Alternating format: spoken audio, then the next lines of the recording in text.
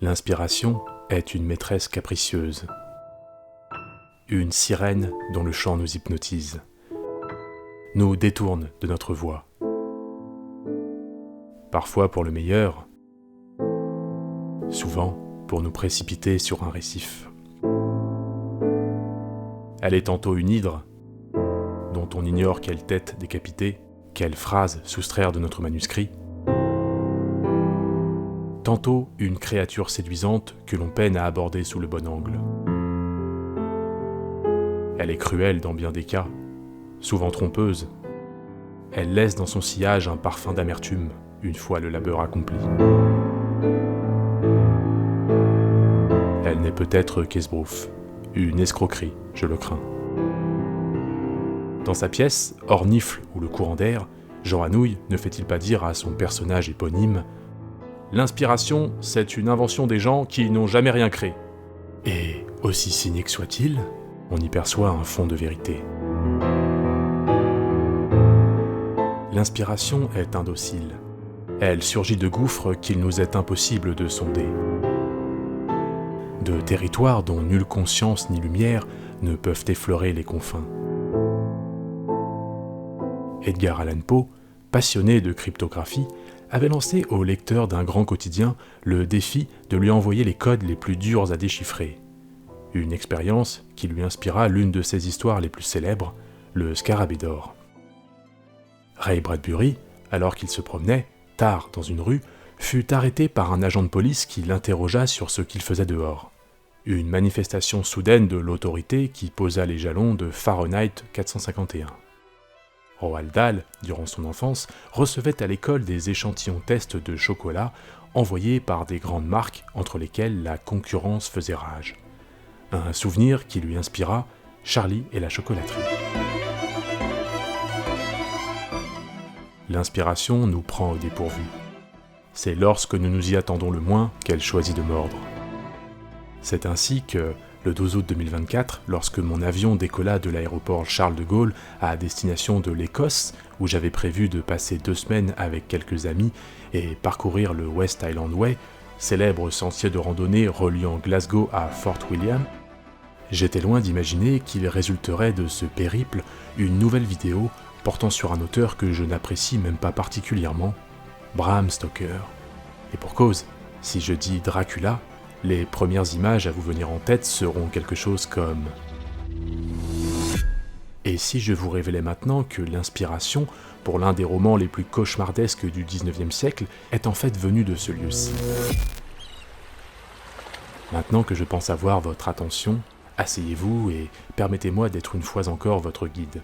Je m'appelle Sid Vesper et j'enregistre ce journal de bord le dimanche 25 août dans un petit village perdu de la côte est de l'Écosse. Bienvenue dans le podcast littéraire. Words, English words, are full of echoes, memories, associations. J'écrivais pour moi-même, c'est-à-dire pour le meilleur lecteur que je connaisse. Spoutnik. Point important. Le nom, point important. Le livre papier, c'est une pierre tombale. 6 jours d'auteur. Journal de bord de Sid Vesper, 21 août. Sommes parvenus dans la douleur à Fort William, ville marquant la fin de notre périple de 7 jours sur le West Highland Way, la plus célèbre randonnée d'Écosse.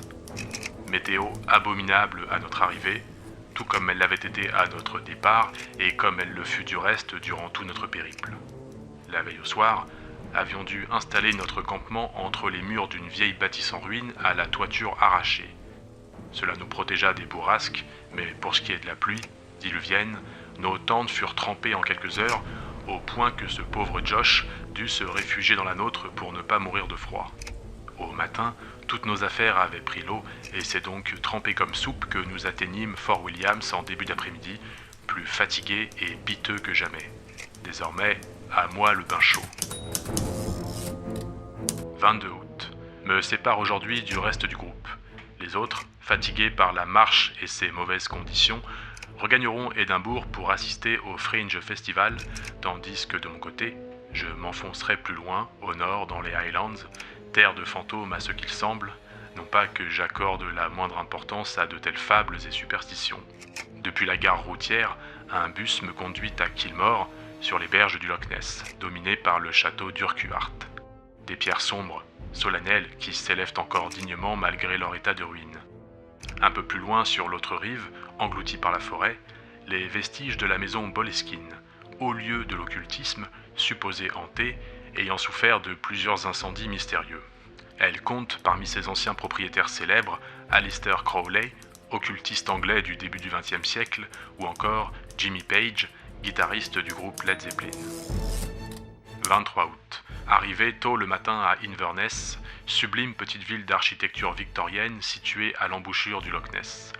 En s'éloignant du centre et ses riches maisons de 3 ou 4 étages, apparaissent des masures mitoyennes, sortes de vastes longères ayant sans doute appartenu jadis aux ouvriers.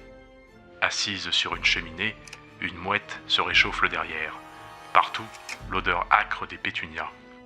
Après un excellent dîner dans un minuscule restaurant italien, je me récompense pour cette dure randonnée d'un Romeo et Giulietta accompagné d'un verre de Rasay, whisky originaire de l'île du même nom, cela en flânant le long du fleuve Ness dont le disque de la lune flotte parmi les eaux vives. Au loin, le chant des cornemuses, sans doute quelques fêtes populaires. 24 août. Suis arrivé en train à la mi-journée à Elgin, village célèbre pour sa cathédrale, en ruine, ai-je encore besoin de le préciser à ce stade de mon journal. Des fleurs poussent sur les pierres meurtries, presque fondues sous l'érosion. En début d'après-midi, un train m'emmène à Aberdeen, plus grande ville de la côte Est. Ambiance estudiantine très punk à chien sur fond de granit néo-gothique. Hôtel complet. Il me faut trouver où passer la nuit. De préférence dans un bel endroit hors de la ville. Dans un pub, j'entends parler d'une minuscule bourgade située plus au nord, à environ 1 heure en auto. Elle abriterait les ruines d'un château étrange, le Slains Castle, qui aurait inspiré, dit-on, le roman Dracula. Que faire? La nuit tombera bientôt. Nouveau coup d'œil sur Google Maps. Je tape Cruden Bay, la bourgade voisine du château. Un bus en prendra la direction dans quelques minutes. Le dernier avant le lendemain. Après tout, pourquoi pas? Qu'ai-je à perdre?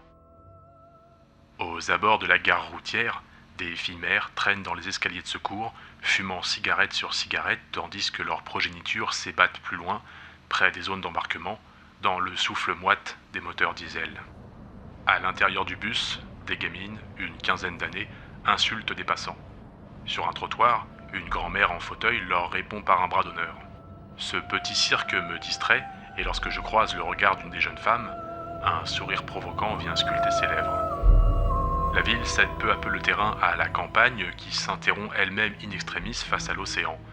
Des champs de blé, quelques moutons, ça et là, puis des champs de moutons, et encore des champs, d'orge cette fois, à perte de vue, agrippés aux falaises, et ainsi de suite sur une 50aine de kilomètres.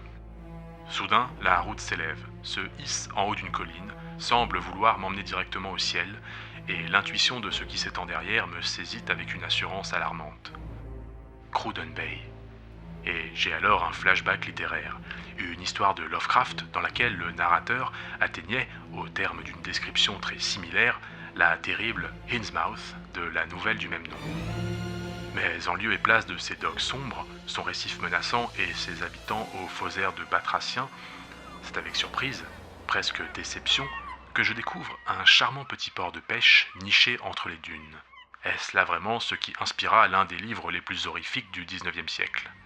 Je caresse la pensée que l'on se soit moqué de moi dans ce maudit pub. L'autobus s'arrête juste en bas de mon hôtel, le seul de cette modeste bourgade, le Kilmarnock Arms Hotel, bâti en 1879. Son blason me toise, une inscription latine que je ne sais déchiffrer. Je m'engouffre dans cette vieille bâtisse inondée d'une épaisse moquette qui s'enfonce sous mes pas, dont les boiseries craquent comme l'épave d'un navire. Puis, au cours du dîner, alors que j'interroge la serveuse sur le chemin à prendre pour atteindre le fameux Slains Castle, elle me glisse, presque nonchalamment, dans un écossais à peine intelligible. Vous savez, l'auteur de Dracula, Stoker, Bram Stoker, eh bien, il a séjourné ici pendant qu'il écrivait le bouquin. Oui, j'ai entendu dire que le village l'avait inspiré. Non, mais je veux dire, il dormait ici. ici même, dans cet hôtel où vous êtes en ce moment.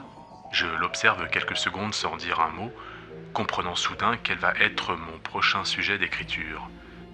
Comme je vous le disais un peu plus tôt, parfois, c'est l'inspiration qui vous mord sans prévenir.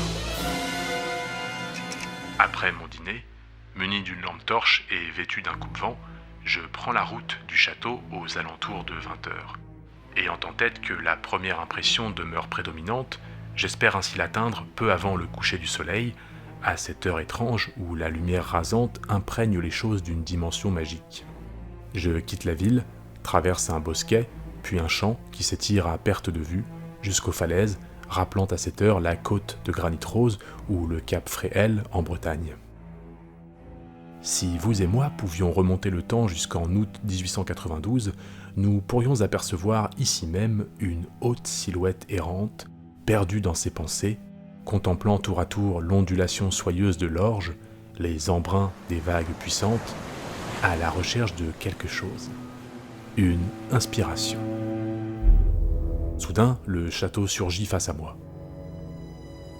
Si la première pierre du Slains Castle fut posée en 1597, l'édifice fut modifié à de nombreuses reprises jusqu'au XIXe siècle où il adopta sa forme finale, un bâtiment d'architecture néo-gothique, fait de granit, une pierre réputée pour sa résistance aux intempéries et que l'on trouve en abondance dans cette région, Aberdeen étant d'ailleurs surnommée la ville de granit. Le château appartint durant la majeure partie de son histoire à la dynastie des comtes d'Erroll, puissante famille catholique, branche du christianisme qui devint minoritaire en Écosse après la réforme protestante. Le château servit d'ailleurs au XVIIIe siècle de base arrière au mouvement rebelle jacobite visant à renverser le pouvoir en place pour remettre sur le trône d'Angleterre un roi catholique. Une rébellion qui échoua de manière sanglante et, de retour en France, j'appris d'ailleurs de la bouche d'un ami amateur de blasons que celui du Kilmarnock Arms Hotel était celui d'un célèbre jacobite décapité. Le début du XXe siècle vit la déchéance du château de Slains, qui devint d'abord une résidence de vacances où séjourna entre autres Winston Churchill, puis changea de propriétaire à de nombreuses reprises jusqu'à tomber à l'abandon. De nos jours, il n'en reste que ses ruines, dont on dit qu'elles seraient hantées par l'un de ses anciens propriétaires, le 21e comte d'Erroll. Pour ma part, je n'y croise qu'un groupe de jeunes du coin jouant à cache-cache. S'il est inexact d'affirmer que Slains Castle inspira à lui seul le château de Dracula, certaines particularités communes ont attiré mon attention. Au-delà de sa situation reculée, à l'abri des regards, dramatiquement juché sur la falaise, l'un comme l'autre ne possédait ni sonnette ni heurtoir à sa porte d'entrée. Détail inhabituel face auquel Jonathan Harker se trouve d'ailleurs bien désemparé lorsqu'il atteint la propriété du comte. Je restais là, ne sachant que faire. Pas de cloche pour sonner, pas de marteau pour frapper, et il n'était pas vraisemblable que l'on pût entendre ma voix de l'autre côté de ces murs épais et de ces fenêtres noires. J'attendis de longs moments qui me semblèrent sans fin, sentis revenir toutes mes appréhensions, toutes mes angoisses. Où donc étais-je venu, et devant quels gens allais-je me trouver, dans quelle sinistre aventure m'étais-je engagé ? Mais le plus notable point commun avec Slains Castle demeure cette curieuse pièce de forme octogonale qui servait de salle de réception et que l'on retrouve dans celui du vampire, dépeinte sous ces mots. Le comte s'arrêta, déposa mes bagages, ferma la porte et, traversant la chambre, se dirigea vers une autre porte qui ouvrait sur une petite pièce octogonale éclairée par une seule lampe. Je n'y vis aucune fenêtre. À l'époque de Bram Stoker, le château était encore habité et, s'il n'existe pas de preuve absolue qu'il y fût invité, il est probable que ses promenades quotidiennes et recherches approfondies le lui apprirent.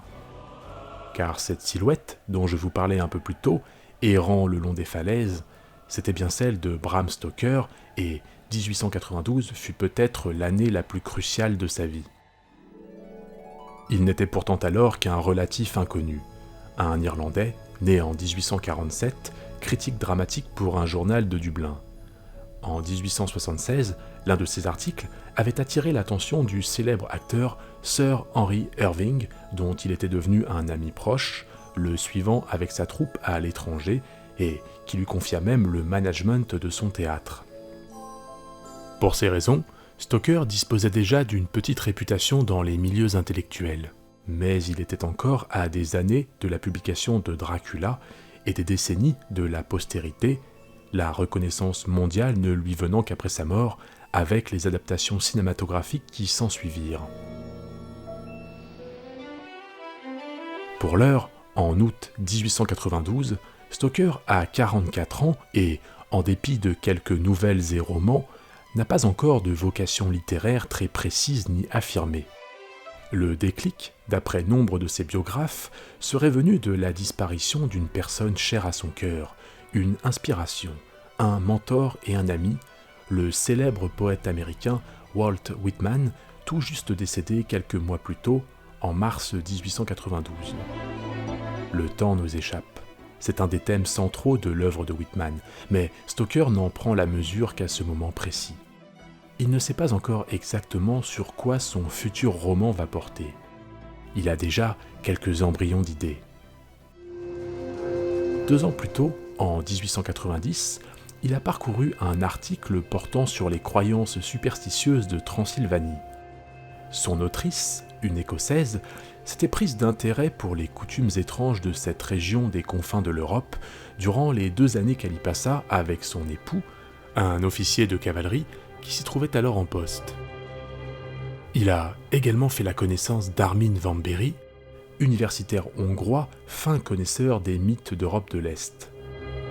Stoker a aussi gardé un vif souvenir de l'accueil enthousiaste du public aux scènes les plus lucifériennes de Faust lors de la tournée de sa troupe de théâtre.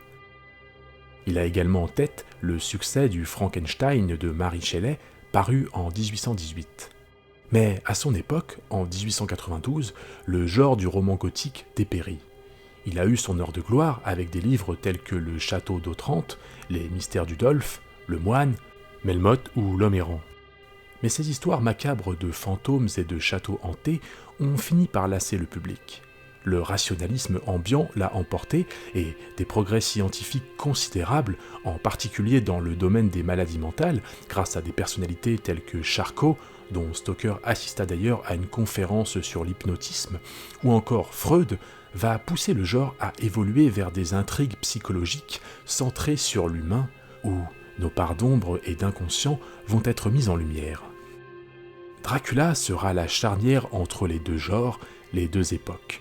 On y trouve à la fois tous les éléments du gothique classique, avec le surnaturel, le macabre, le vieux château en ruine, la femme sous une emprise masculine forte, et en même temps, Stoker, qui était un homme de son époque, très sensible à toutes les évolutions de la société, l'y synthétisera, convoquant sciences nouvelles, moyens de transports et de télécommunications contemporains. Le livre a d'ailleurs été écrit à la machine, ce qui était encore assez rare à l'époque, le premier à l'avoir revendiqué étant Mark Twain avec les aventures de Tom Sawyer en 1876.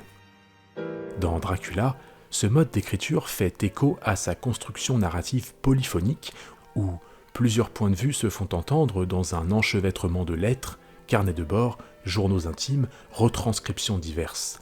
On y ressent une certaine distanciation un peu froide et scientifique, annonçant, quelques années plus tard, l'œuvre d'un certain H.P. Lovecraft. Enfin, pour clôter le tout, en 1892, nous sommes moins de 4 ans après une affaire aussi célèbre que sordide, dont la folie sanguinaire passionna les foules, une série de meurtres survenus dans le quartier de Whitechapel à Londres, ceux de Jack l'Éventreur.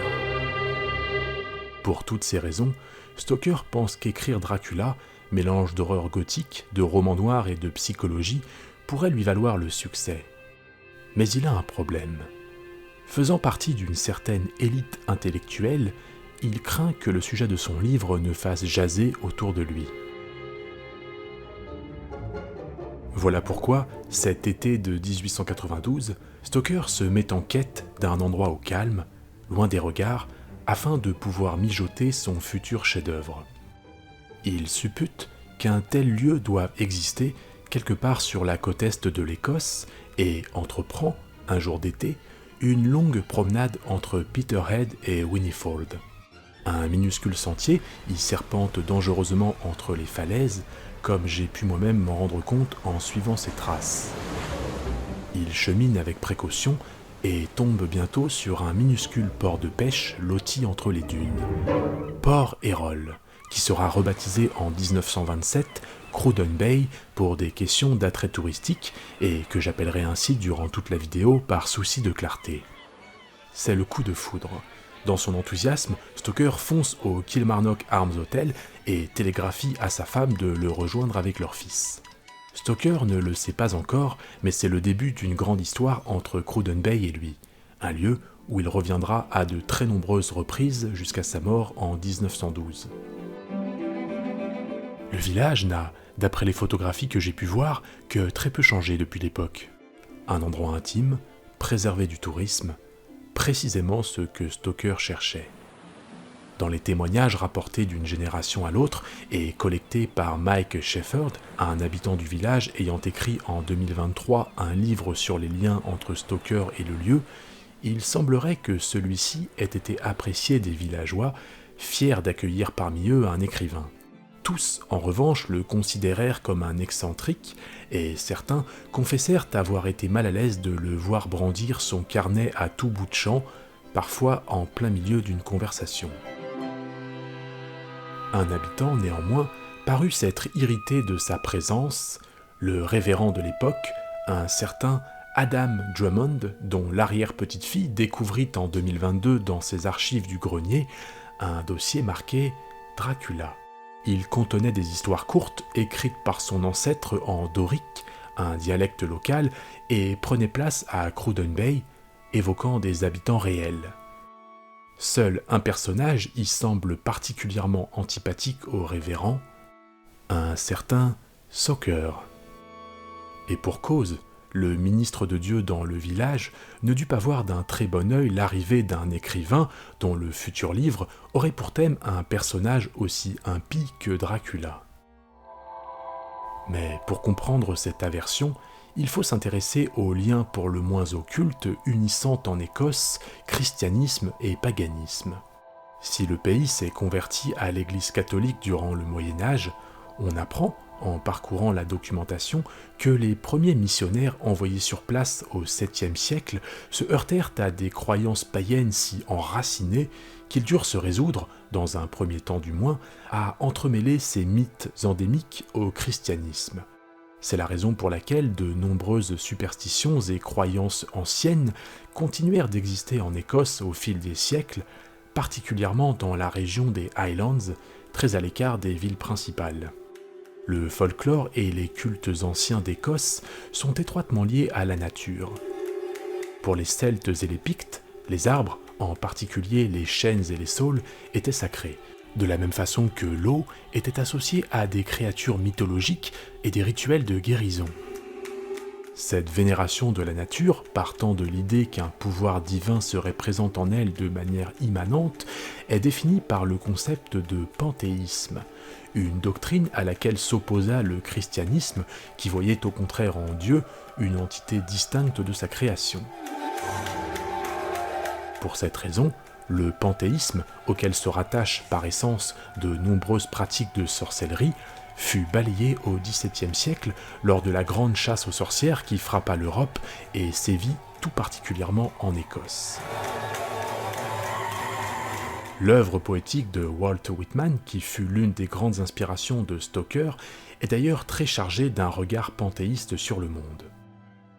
Une vision de la nature dont on trouve des traces partout dans Dracula, où forêts obscures et montagnes menaçantes sont autant de portails vers le surnaturel, vers le vampire qui fait lui-même partie intégrante de cet environnement, avec son pouvoir de se transformer en loup ou chauve-souris et de contrôler certains éléments. D'après les témoignages des habitants de Cruden Bay, Bram Stoker aurait passé beaucoup de temps à les interroger sur leurs coutumes locales, les pêcheurs en particulier, des hommes pieux, allant à la messe tous les dimanches, mais aussi très superstitieux, et dont les ancêtres croyaient en des entités vivant dans la mer, d'anciens dieux aux noms oubliés. Cette profonde dualité entre christianisme et superstition, On la retrouve chez les villageois que croise Jonathan Harker sur sa route lors de la nuit de Walpurgis, fête païenne réprouvée par l'Église catholique. Ceux-ci se signent à son passage tout en lui offrant des gousses d'ail. Plus loin dans le livre, c'est le comte Dracula lui-même qui déclare « Nos us et coutumes ne sont pas les vôtres, et il y aura bien des choses qui vous paraîtront insolites. » Des mots traduisant bien, on l'imagine, ce que Stoker put ressentir à son arrivée à Cruden Bay. Mais intéressons-nous maintenant aux origines de la créature qui est au cœur de son chef-d'œuvre, le vampire. Là encore, mes recherches m'ont apporté quelques surprises. S'il est généralement admis que c'est Stoker et son Dracula qui cloutèrent l'image du vampire telle qu'on les perçoit aujourd'hui, des êtres ne se reflétant pas dans les miroirs, se réfugiant dans les cercueils, pouvant se transformer, craignant la lumière du jour, etc., c'est dans le folklore slave et la région des Balkans qu'il prit forme. Avant Dracula, d'autres romans les avaient évoqués, les plus célèbres étant Le Vampire par John Polidori, paru en 1819 et qui s'inspirait lui-même de la personnalité de son ami Lord Byron et de l'un de ses poèmes. Ou encore Carmilla, écrite en 1872 par un compatriote de Stoker, Sheridan Le Fanu, une histoire si proche de la sienne que l'éditeur de Dracula coupa tout un chapitre situé au début du livre, en partie par crainte d'accusation de plagiat. Des pages qui sont aujourd'hui lisibles dans certaines rééditions de l'œuvre.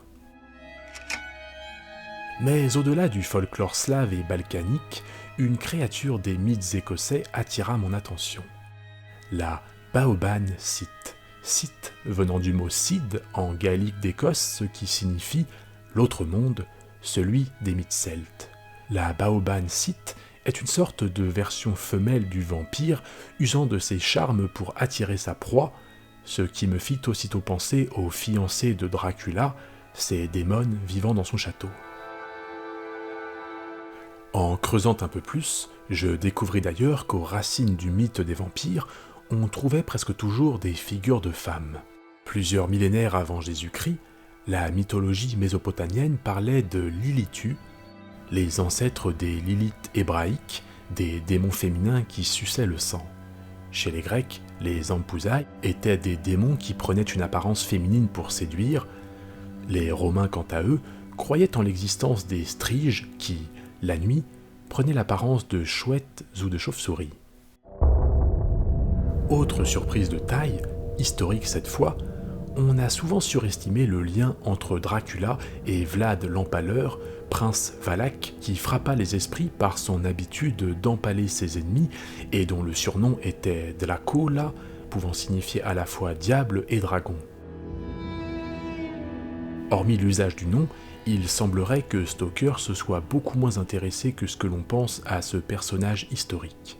Dans l'imaginaire collectif, ce lien est surtout le fait du cinéaste Francis Ford Coppola qui, dans son adaptation cinématographique de 1992, a exploré cette piste en insérant au début du film un flashback sur les origines vampiriques du conte, lui, grand défenseur du christianisme qui se fit apostat.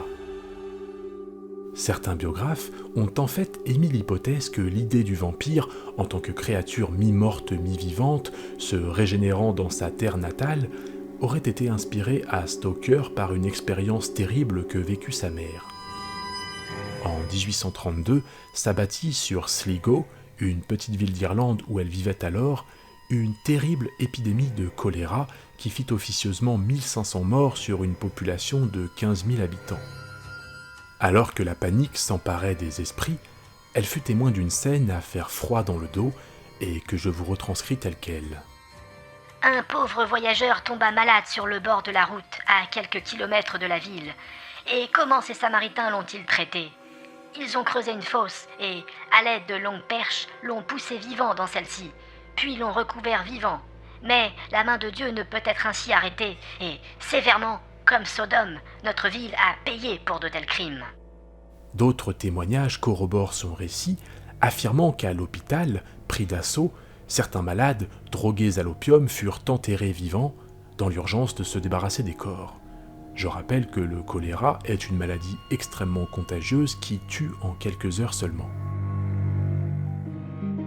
On sait aujourd'hui que Stoker ne s'est jamais rendu en Transylvanie. Mais alors, pourquoi n'a-t-il pas choisi de relocaliser son livre en Écosse, cette terre dont les paysages et le folklore l'intéressaient tant ? Je pense que la réponse se trouve dans son époque. Souvenez-vous que le roman parut en 1897, et pour un lecteur britannique de la fin de l'ère victorienne, on conçoit sans mal que la Transylvanie devait être une région bien plus mystérieuse, exotique, et donc propice à exciter l'imaginaire que l'Écosse. On sait aujourd'hui de sources sûres que c'est à Cruden Bay que Stoker écrivit les premiers chapitres du livre, ceux où Jonathan Harker rencontre le comte. Une information que l'on doit à son fils unique, qui avait alors 15 ans et se trouvait sur place avec sa mère durant les vacances. Tous deux ne conservèrent d'ailleurs pas un excellent souvenir de cette période. D'après leurs témoignages respectifs, Stoker aurait en effet commencé à agir de manière étrange aussitôt l'écriture du livre entreprise. Nos créations nous déforment-elles ? Font-elles de nous des monstres ? Est-ce un sacrifice nécessaire ? Une malédiction, une croix à porter. Stoker passa ainsi des heures face à l'océan, errant seul le long des falaises. Sa femme a souvent répété que lorsqu'il travaillait sur Dracula, son mari était méconnaissable, effrayant même. Aurait-il été possédé par l'esprit du vampire ? Cela s'explique plus vraisemblablement par sa connexion avec le monde du théâtre. Son ami, l'acteur Henry Irving, avait une idée particulière de la création. Selon lui, pour qu'un personnage soit crédible, sincère, il était absolument nécessaire de se mettre à sa place. Une méthode d'acting aujourd'hui largement répandue au cinéma. Je prends pour exemple un comédien tel que Daniel Day-Lewis, célèbre pour ne pas sortir de son rôle durant tout le tournage. Une méthode qui lui valut 3 Oscars, mais à sa face obscure. On peut citer le comédien Bela Lugosi, que sa famille enterra en 1956 dans une grande cape noire, celle de son rôle le plus emblématique, celui qu'il avait rongé toute sa vie, un certain comte Dracula.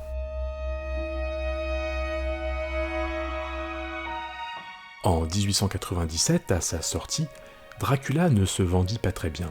Il fallut attendre les adaptations cinématographiques pour que l'attention du grand public se porte sur le livre de Stoker. L'ironie de la chose étant que sa femme, Florence Stoker, attaqua en justice pour plagiat l'un des films qui allait le faire passer à la postérité.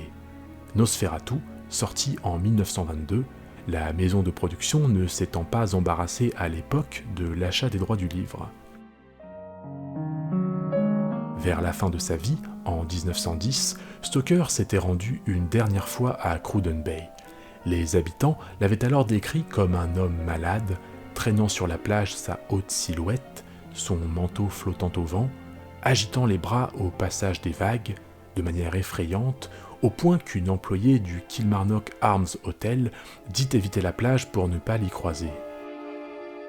C'est pourtant juste avant de mourir que Stoker rendit sans doute son plus bel hommage à la ville, sa source d'inspiration, cette fois de manière beaucoup plus directe, en y plaçant son intrigue dans un roman intitulé The Mystery of the Sea, où le personnage de Archibald Hunter, son alter ego, dira « Dès que je vis l'endroit, j'en tombais amoureux ».